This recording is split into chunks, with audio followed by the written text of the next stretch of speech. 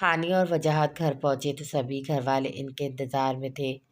سبھی وجاہت سے پرجوش ہو کر ملے کیونکہ وجاہت 4 ماہ کے بعد گھر آیا تھا۔ وجاہت بھی سب سے خوش دلی سے ملا۔ اتنے میں حانیہ کمرے میں جا کر حور کو لے آئی۔ وجاہت تو بس حور کو دیکھتا ہی رہ گیا۔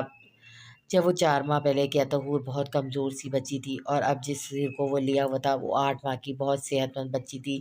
نہ جانے کتنی دیر تک تو وجاہت حور کو لیے بیٹھا رہا، اسے پیار کرتا رہا، مگر حور تھی کہ تھوڑا کھیلنے کے بعد حانیہ کے پاس جانے کی ضد کرنے لگی۔ یہ دیکھ کے وجاہت کو تھوڑا برا ضرور لگا کہ اس کی بیٹی اس پر حانیہ کو ترجیح دے رہی تھی۔ ہانی بیٹا آپ حور کو لے لو، وجاہت بہت لمبے سفر سے تھک گیا ہوگا، اسے آرام کرنے دو، عالیہ بیگم نے حانیہ کو کہا۔ حانیہ نے حور کو وجاہت سے لینے کے لیے ہاتھ آگے بڑھائے تو وجاہت نے اسے منع کر دیا۔ رہنے دو، میں اپنی بیٹی کے ساتھ تھوڑا وقت گزارنا چاہتا ہوں۔ وجاہت حانیہ کو منع کرتا اپنے کمرے میں جانے لگا۔ ہانی آپ بھی وجاہت کے ساتھ جاؤ، حور اسے تنگ کرے گی۔ دادو نے حانیہ کو بھی وجاہت کے ساتھ جانے کا کہا۔ حانیہ بھی حور کے لیے وجاہت کے ساتھ چل دی۔ تم یہاں کیا کر رہی ہو؟ حانیہ کو اپنے ساتھ چلتا دیکھ کر وجاہت نے اسے ٹوکا۔ وہ حور آپ کو تنگ کرے گی اس لیے آپ کے ساتھ آ گئی۔ ابھی وجاہت حانیہ کو کچھ کہتا اس سے پہلے وہ کمرے کا دروازہ کھولتے ہوئے دنگ رہ گیا۔ وجاہت کا کمرہ پوری طرح سے بدلا ہوا تھا۔ پہلے اس کا کمرہ بلیک اور گرے کلر کے کمبینیشن کا تھا، مگر اب وائٹ اور ڈارک رائل بلو کلر کا تھا۔ پورا روم ہی ریونرٹ ہوا تھا، کوئی بھی چیز پہلے جیسی نہیں تھی۔ یہ سب کس نے کیا؟ وجاہت نے حانیہ سے سوال کیا۔ وہ دادو نے آپ کے کمرے میں کام کروایا اور مجھے کہہ رہی تھی کہ آپ کے آنے کے بعد میں برابر والے روم میں شفٹ ہو جاؤں۔ 2 مہینے پہلے ہی ان 2 کمروں میں کام ہوا تھا۔ حانیہ جو جانتی تھی وہ وجاہت کو بتا چکی تھی۔ وجاہت نے اب کمرے کا جائزہ لیا۔ پورا کمرہ اب کافی روشن اور خوبصورت لگ رہا تھا۔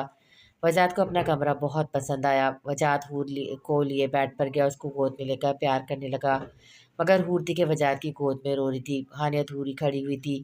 یہ اتنا رو کیوں رہی ہے؟ وجاہت نے حانیہ سے سوال کیا۔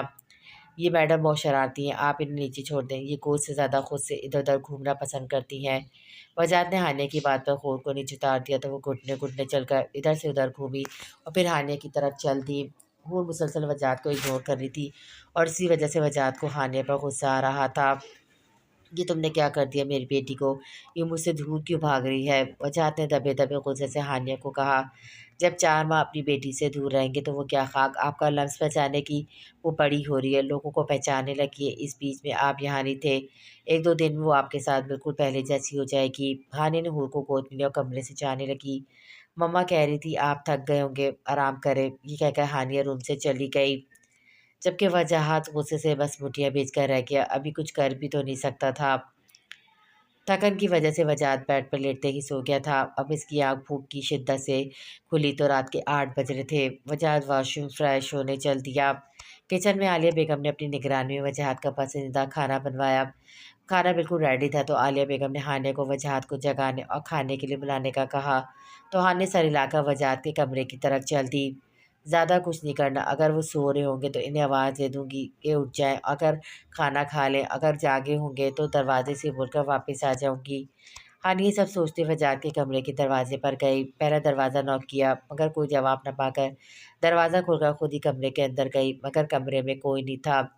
ممکن تھا کہ وجاہت واش روم میں ہو۔ وہ دروازہ نوک کر کے عالیہ بیگم کا پیغام وجاہت تک پہنچا کر وہاں سے بھاگنا چاہتی تھی، مگر ہائے رے قسمت، جیسے ہی اس نے دروازہ نوک کرنے کے لیے ہاتھ اٹھایا تو اسی وقت وجاہت نے دروازہ کھول دیا۔ وجاہت وائٹ ٹراؤزر پر بغیر شرٹ کے گلے میں تولیہ ڈالے فریش سا واش روم کے دروازے پر تھا۔ حانیہ نے اسے دیکھ کر فوراً رخ بدل لیا۔ وہ آپ کو مما کھانے کے لیے بلا رہی ہیں۔ حانیہ یہ کہہ کے کمرے سے بھاگنے لگی کہ اچانک وجاہت نے اس کا ہاتھ پکڑ کر اسے اپنی جانب کھینچا۔ وجاہت کی حرکت پہ حانیہ کی سانسیں بند ہوتی محسوس ہوئی۔ میں جب سے آیا ہوں تم مجھے غصہ دلا رہی ہو، کچھ زیادہ ہی زبان نہیں چلنے لگی ہے؟ وجاہت کی اتنی قربت پہ حانیہ بھوکلا سی گئی۔ میں نے کیا کہا؟ مجھے مما نے کہا تھا آپ کو کہو کھانا کھانے آ جائیں۔ حانیہ نے بہت مشکل سے الفاظ ادا کیے۔ وجاہت کے پاس سے شاور جیل کی بھینی بھینی خوشبو آ رہی تھی جسے حانیہ پوری طرح محسوس کر سکتی تھی۔ اپنی لمٹ میں رہو اور مجھ سے دور رہو، سمجھی تم؟ وجاہت نے اس کے بازو پر گرفت اور مضبوط کی تو حانیہ درد کی شدت سے کرا اٹھی۔ مجھے درد ہو رہا ہے، حانیہ بس اتنا ہی بول پائی، مگر وجاہت پر تو جیسے کچھ اثر نہیں ہو رہا تھا۔ میں نے تمہیں پہلی ملاقات میں یہ بات باور کروا دی تھی کہ مجھ سے اور میرے معاملات سے دور رہنا، مگر تمہارے تو کچھ زیادہ ہی پر نکل آئے ہیں۔ وجاہت نے نخوت سے حانیہ کو دیکھا جس کی آنکھوں سے ایک آنسو بہہ کر اس کے گال پر آ گیا تھا۔ آئندہ اگر تم نے مجھ سے زبان درازی کی تو اس سے بھی زیادہ برا پیش آ سکتا ہوں میں۔ وجاہت نے جھٹکے سے ہانیہ کو خود سے دور کیا۔ ہانیہ تیزی سے کمرے سے نکلتی چلی گئی۔ ڈائننگ ٹیبل پر وجاہت نے سب کے ساتھ کھانے میں مصروف تھا جب دادو نے ہانیہ کے بارے میں وجاہت سے پوچھا۔ وجاہت بیٹا ہانی کہاں ہے؟ تمہیں بلانے گئی تھی خود آئی نہیں؟ پتہ نہیں دادو، مجھے کھانے کا بول کر وہ وہاں سے چلی گئی۔ وجاہت کے الفاظ پیچھے سے آتی ہوئی ہانیہ نے سنے مگر وہ بغیر کچھ کہے اپنی چیئر پر بیٹھ گئی، ہور کو گود میں لیے۔ ہاں ہانی بیٹا کہاں رہ گئی تھی؟ عالیہ بیگم نے ہانیہ سے سوال کیا۔ مما وہ ہور سونے کے لیے تنگ کر رہی تھی تو اسے سنا رہی تھی، مگر اتنی دیر بعد بھی وہ نہیں سوئی تو میں اسے نیچے ہی لے آئی۔ ہانیہ کی بات سن کے سب ایک بار پھر کھانے کی طرف متوجہ ہو گئے۔ پھر وجاہت نے یہ بات نوٹس کی کہ ہانیہ بہت بے دلی سے صرف چمچ ہی چلا رہی تھی، پلیٹ میں کھا کچھ نہیں رہی تھی، اور اوپر سے ہور بھی اسے کھانا کھانے نہیں دیتے، جس پر ہانیہ کے منہ سے ہور کے لیے اف بھی نہ نکلا۔ کھانے سے فارغ ہو کر سبھی گھر والے ایک ساتھ بیٹھے چائے کے مزے لیتے ہوئے خوشخوبیوں میں مصروف تھے۔ تو وجاہت بیٹا کیسا رہا تمہارا پروجیکٹ؟ شان صاحب نے وجاہت کو مخاطب کیا جس کی نظریں اپنے کھلونے کے ساتھ کھیلتی ہوئی ہور پر ہی تھی۔ ڈیڈ پروجیکٹ بہت بہت اچھا رہا۔ اس پروجیکٹ کے ذریعے ہمیں بہت بڑی کامیابی ملی ہے اور ہماری کمپنی ترقی کی ایک نئی اونچائی پر پہنچ گئی ہے۔ وجاہت نے پرجوش لہجے میں شان صاحب کو بتایا۔ واہ برو، اس بات پہ تو سیلیبریشن ہونا چاہیے نا؟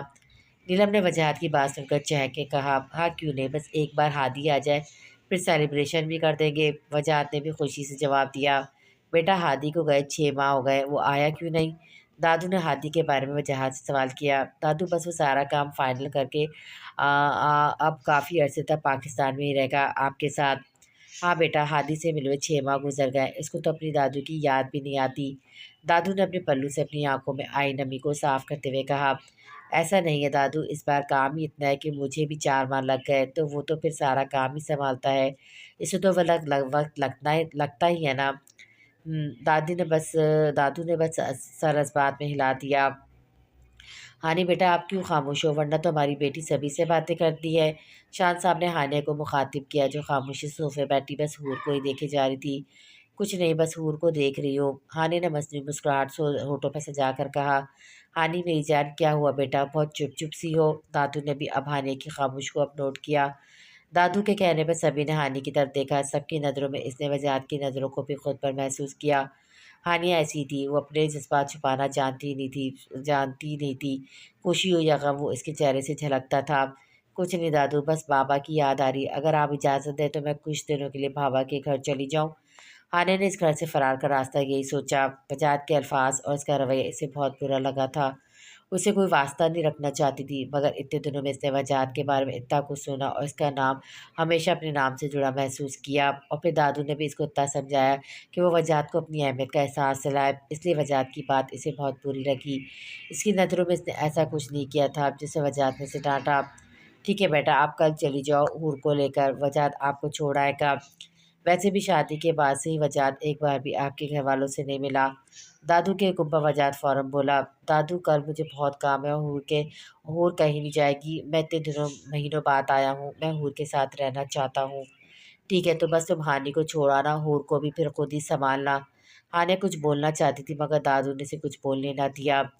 سعادہ بیگم بھاپ چکی تھی کہ وجاہت کے آنے کے بعد ہانیہ خاموش سی تھی، شاید وجاہت نے اسے کچھ کہا ہوگا۔ ہانیہ کی اہمیت وجاہت کو سمجھانے کے لیے ضروری تھا کہ وجاہت ہور کو کچھ وقت ہی صحیح خود سنبھالے۔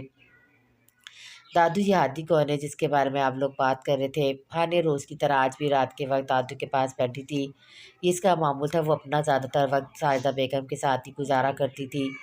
بیٹا ہادی شان عالم کے دوست کا بیٹا ہے، ہادی کی پیدائش کے وقت اس کی ماں چل بسی تو ہادی زیادہ تر عالیہ کی گود میں ہی پلا بڑا ہے۔ جنید نے دوسری شادی نہیں کی کبھی، اور ہادی کے لیے بھی وہ بے فکر ہو گیا تھا کیونکہ وہی ہمارے پاس رہا ہے ہمیشہ سے۔ بس جب بھی جنید پاکستان آتا ہے تبھی ہادی کچھ دن کے لیے اپنے بابا سے ملنے جاتا تھا۔ جنید اپنی بیوی کے مرنے کے بعد پاکستان سے باہر چلا گیا تھا، مگر چونکہ تب تک ہادی عالیہ سے کافی مانوس ہو گیا تھا اس لیے وہ اسے ساتھ لے کر نہیں گیا۔ ہادی وجاہت کا ہم عمر ہے اور دونوں بہت اچھے دوست بھی ہیں۔ ہادی پاکستان سے باہر کا بزنس سنبھالتا ہے اور وجاہت پاکستان کا، دونوں ہی مل کر بزنس چلاتے ہیں۔ جب ہادی کو وجاہت کی ضرورت ہوتی ہے تو وہ وجاہت کو بھی ملک سے باہر جانا ہوتا ہے، ایسا سمجھ لو ہادی بھی اس گھر کا ایک فرد ہے۔ دادو نے اسے تفصیل سے بتایا۔ اس پر ہانی نے صرف جی اچھا ہی کہا۔ ہانی میری جان، جی دادو بولے، بیٹا وجاہت گھر آ گیا، وہ تمہارا شوہر ہے، تمہیں اس کے ساتھ بھی تھوڑا وقت گزارنا چاہیے۔ دادو نے ہانیہ کو سمجھانا چاہا کیونکہ وجاہت دوپہر سے گھر آیا تھا، مگر گھر میں کسی نے بھی ان دونوں کو آپس میں بات کرتے ہوئے نہیں دیکھا تھا۔ دادو مانتی ہوں میرے شوہر ہے، مگر دادو آپ اچھے سے جانتی ہیں کہ ہماری شادی کیوں اور کس لیے ہوئی ہے۔ یہ شادی تو انہوں نے مجبوری میں اپنی بیٹی کے لیے کی ہے، تو اس حساب سے میرا ان سے کسی قسم کا کوئی تعلق نہیں بنتا۔ ہانی نے سر جھکا کر دادو سے کہا، مگر بیٹا مانتی ہوں تم لوگوں کا رشتہ مجبوری کے تحت جڑا، مگر رشتہ تو ہے نا۔ دادو آپ مجبوری کو رشتے کا نام دے رہی ہیں؟ ہانی نے مسکرا کر جواب دیا۔ دادو اس سے آگے کچھ نہ بولی تو ہانیہ بھی حور کو لیے ان کے کمرے سے چلی گئی۔ وجاہت اپنے کمرے میں لیٹا آج کے دن کے بارے میں سوچ رہا تھا، اور گھوم پھر کر اس کی سوچ کا مرکز ہانیہ ہی ہوتی۔ میں بھلا کیوں اس لڑکی کے بارے میں اتنا سوچ رہا ہوں؟ مجھے کیا اسے برا لگے بھلا لگے، بھلا سے وہ کھانا کھائے یا بھوکی رہے۔ وجاہت کو ہانیہ کا بھوکی رہنا اچھا نہیں لگ رہا تھا، اسی نے اسے اتنی باتیں سنائی تھی اور اب اسی کے لیے پریشان بھی ہو رہا تھا، مگر یہ مان نہیں رہا تھا۔ اگر وہ بیمار پڑ گئے تو میری بیٹی کا خیال کون رکھے گا؟ وجاہت نے اپنی سوچوں کو ایک نیا رخ دیا۔ وجاہت نے کچھ سوچ کر اپنا لیپ ٹاپ کھولا اور اب ہانیہ پر نظر نہیں رکھنا چاہتا تھا، مگر رہ بھی نہیں پا رہا تھا یہ جاننے کے لیے وہ اس وقت کیا کر رہی ہوگی۔ جیسے اس نے ویڈیو آن کی دیکھا ہانیہ کتاب پڑھنے میں مصروف ہے۔ وجاہت نے بھی بیک گراؤنڈ سے ٹیک لگا کر اپنی نظریں لیپ ٹاپ پر ہی رکھی۔ ہانیہ تھوڑی تھوڑی دیر بعد پانی پی رہی تھی، شاید اسے اب بھوک لگ رہی ہوگی یا وجاہت کو ایسا لگا، مگر اسے یہ تھوڑی تھوڑی دیر بعد پانی پیتا دیکھ کر وجاہت تھوڑا جھنجھلانے لگا۔ بے وقوف لڑکی، جب بھوک لگتی تو پانی نہیں پیتے، اتنا کھانا کھاتے ہیں۔ وجاہت چڑھ کر ہانیہ سے مخاطب تھا جو اسے لیپ ٹاپ کی اسکرین پر نظر آ رہی تھی۔ پھر غصے میں وجاہت نے اپنا لیپ ٹاپ بند کر دیا۔ اپنی لمٹ میں رہو۔ جیسی وجاہت نے لیٹ کر آنکھیں بند کی، اس کی آنکھوں میں، اس کے کانوں میں یہ الفاظ گونجے، میں نے یہ ہانیہ سے کہا، مگر یہ نہیں کہا کہ لمٹ کس بارے میں، اس آدھی ادھوری بات کے وہ کئی معنی نکال سکتی ہے۔ یہ سوچ کر وجاہت ایک بار پھر اٹھ کر بیٹھ گیا اور اب اس کا رخ ہانیہ اور حور کے کمرے کی طرف تھا۔ ہانیہ کا یہ معمول تھا کہ وہ رات میں کتاب پڑھا کرتی تھی کیونکہ حور تھوڑی تھوڑی دیر بعد جاگتی تھی۔ ہانیہ اگر کچی نیند سے اٹھے تو اس کا سر بہت دکھتا تھا، اس لیے اس نے راتوں کو سونا ہی چھوڑ دیا تھا۔ ہانیہ کی طبیعت دیکھ کے حالیہ بیگم نے فجر کے بعد حور کو اپنے ساتھ لے جانا شروع کر دیا تاکہ ہانیہ 6 گھنٹے سو سکے۔ ابھی وہ کتاب پڑھی تھی مگر بھوک کی شدت سے اس کا برا حال ہو رہا تھا۔ اس وقت وہ کچن میں جانا نہیں چاہتی تھی، مگر بھوک سے اس کا برا حال ہو رہا تھا۔ دن بھر میں بھی اس نے کچھ نہیں کھایا تھا، مگر وجاہت کی باتوں نے اسے غصے میں کچھ نہیں کھایا، اور اب رات کاٹنے سے بہت مشکل لگ رہی تھی۔ بار بار پانی پی رہی تھی کہ شاید پانی پینے سے بھوک کی شدت تھوڑی کم ہو سکے، مگر ناکام ہی رہی۔ اتنے میں کسی نے دروازہ نوک کیا۔ ہانیہ نے پہلے گھڑی میں ٹائم دیکھا، رات کے 2:30 بج رہے تھے۔ ہانیہ نے دروازہ کھولا تو دروازے پہ وجاہت کو کھڑا دیکھ کر چونک گئی۔ وجاہت کا رخ ہانیہ کے کمرے کی طرف تھا، مگر وہ جاتے جاتے رک گیا۔ میں وہاں جا کر کہوں گا کیا؟ وجاہت نے کچھ پل سوچا، پھر اپنا رخ کچن کی طرف کیا۔ کچن میں جا کر کھانا مائکرو ویو میں گرم کیا اور چل دیا۔ ہانیہ کے کمرے کی طرف دروازے ہلکے سے نوک کیا کیونکہ حور سو رہی تھی۔ جیسے ہی ہانیہ کا دروازہ کھلا وہ وجاہت کو اس وقت وہاں دیکھ کر حیرت زدہ ہو گئی۔ وجاہت کو اسے یوں حیرت زدہ دیکھ کر تھوڑی جھجک محسوس ہوئی۔ تم سے کچھ بات کرنی ہے حور کے حوالے سے، وجاہت نے دھیمی آواز میں کہا کیونکہ وہ حور کو جگانا نہیں چاہتا تھا۔ ہانیہ نے وجاہت کے ہاتھ میں کھانے کی ٹرے دیکھی۔ ہاں، وہ مجھے بھوک لگ رہی تھی تو سوچا کچھ کھاتے ہوئے ہی حور کے بارے میں بات کر لوں گا۔ ہانیہ نے وجاہت کو عجیب نظروں سے دیکھا کیونکہ وجاہت بہت سوچ سوچ کے بول رہا تھا، اور وجاہت کو بھی ہانیہ کا گھورنا بہت برا لگا۔ اب راستہ دو گی، یہ میری بیٹی کا کمرہ بھی ہے، وجاہت نے دھیمی آواز سے کہا۔ ہانیہ نے فوراً ہی وجاہت کو راستہ دیا۔ وجاہت کمرے میں جا کر صوفے پہ بیٹھ گیا اور کھانا ٹیبل پر رکھا۔ وہ میری ایک عادت ہے۔ ہانیہ بیڈ پہ بالکل وجاہت کے سامنے بیٹھی تھی۔ کیسی عادت؟ ہانیہ نے وجاہت کو سنواری نظر سے دیکھا۔ میں کبھی اکیلا کھانا نہیں کھاتا، وجاہت نے بے تکا سا بہانہ بنایا۔ تو اس وقت آپ کے ساتھ کون کھانا کھائے گا؟ ہانیہ نے سوچتے ہوئے جواب دیا، اور وجاہت کا دل کیا کہ اپنا سر پیٹ لے۔ تم آ کر میرے ساتھ کھانا کھاؤ، پھر مجھے حور کے بارے میں کافی بات کرنی ہے، مجھے بھوک نہیں ہے۔ ہانیہ نے تھوڑے روٹھے پن سے کہا، بے وقوف لڑکی، بھوک لگی ہے مگر اکڑ ہے، کمی نہیں ہو رہی۔ وجاہت نے ہانیہ کو گھور کے دل میں کہا، بھوک ہو یا نہیں، یہاں آ کر بیٹھو، آپ کی وجاہت نے غصے سے کہا۔ हानि एहसान करने से अंदाज में वजाहत के पास बैठ गई। वजाहत ने तो कम ही खाया, अलबत्ता हानिया ने पेट भर के खाना खाया। सुबह से भूखी जो थी। खाने से फारिग होने के बाद वजाहत ने हूर के बारे में हानि से सवालात किए, तो हानि ने इसे हूर के बारे में बताना शुरू किया, इसकी ज़रूरियात, इसकी पसंद, इसकी दिन भर की मसरूफियात और बहुत कुछ। वजाहत खामोशी से सुन भी रहा था और हैरत ज़दा भी था। हानिया इतना सब कुछ मैनेज कैसे कर लेती थी। अभी हानिया इसे और भी बहुत कुछ बताती, इतने में हूर के रोने की आवाज़ आई, तो हानिया और वजाहत दोनों ही हूर की तरफ बढ़े। हानिया ने इसे गोद में लिया और कंधे से लगा लिया। वजाहत भी हूर की पीठ अपने हाथ से थपक रहा था। वो मुसलसल रो रही थी और हानिया और वजाहत दोनों ही इसे चुप कराने की कोशिश कर रहे थे। वजाहत और हानिया को एहसास ही नहीं हुआ कि वजाहत ने हूर को चुप करवाने के लिए एक हाथ से इसे थपक रहा था, जबकि दूसरे हाथ से वो हानिया को अपने बाजू में थामा हुआ था। जब वजाहत के कलोन की खुशबू हानिया को महसूस हुई तो एकदम ही 2 कदम पीछे हुई। चूँकि वजाहत की गिरफ्त बहुत ढीली थी, इसलिए हानिया आसानी से इसकी गिरफ्त से आज़ाद हो गई। वजाहत को जैसे ही एहसास हुआ, वो खुद भी 2 कदम पीछे हट गया। हानिया ने हूर को गोद में लिया ही इसका फीडर रेडी किया। फिर हूर जैसे ही थोड़ा खामोश हुई, हानिया ने इसे लिटाकर इसे फीडर पिलाने लगी। फीडर पूरा ख़त्म भी ना हुआ था कि हूर दोबारा सो चुकी थी। ये रात में कितनी बार ऐसी जागती है। हूर के सो जाने के बाद वजाहत ने हानिया से सवाल किया, यही कोई 3 से 4 बार, कभी कभी हर घंटे बाद, इसलिए मैं रात को सोती नहीं हूँ। कभी हूर उठ गई और मैं सोती रही तो संभालेगा कौन?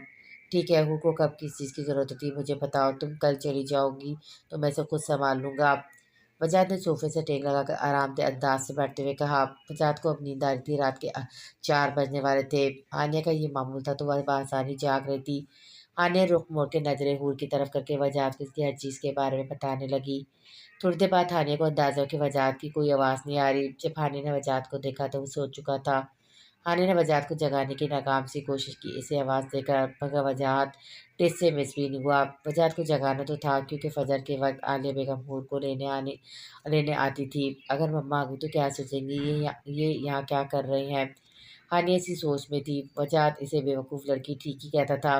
भला आलिया बेगम वजाहत को वहाँ देखकर क्या क्यों कुछ सोचती? वो हानिया का शौहर था और हूर का बाप, वो यहाँ आ सकता था। हानिया ने खाने की ट्रे साइड करके टेबल पर बैठी और ये सोचने लगी, इसे जगाए कैसे? सोते हुए वजाहत के चेहरे पे बच्चों जैसी मासूमियत हानिया को महसूस हुई। इसे खबर ही नहीं हुई कि वजाहत को देखते हुए कब इसकी लबों पर मुस्कुराहट आ गई। दिल ने एक अजीब सी ख्वाहिश की कि वजाहत का चेहरा छू कर देखे, मगर हानिया ने अपने दिल को टपट दिया। मुमकिन था कि हानिया के छूने पर वजाहत जाग जाए। हानिया इसे ऐसे ही तकी जा रही थी। किसी की नज़रों की तपिश खुद पर महसूस करके वजाहत ने एकदम से आंखें खोली और हानिया को खुद को तकता हुआ देखकर वजाहत चौंक गया। जबकि एकदम से वजाहत को जागता देखकर हानिया थोड़ा घबरा गई। वो आप सो गए, मैंने आपको आवाज़ भी दी, मगर आप जागे नहीं। हानिया घबराते हुए बोलने लगी, मैं यही सोची थी कि आपको जगाऊं कैसे, मगर आप खुद जाग गए। वजाहत ने हानिया के जवाब में कुछ ना बोला और फजर होने वाली है, मम्मा आती होंगी, आप अपने कमरे में चले जाएं। आपको यहाँ देखकर मम्मा पता नहीं क्या सोचें।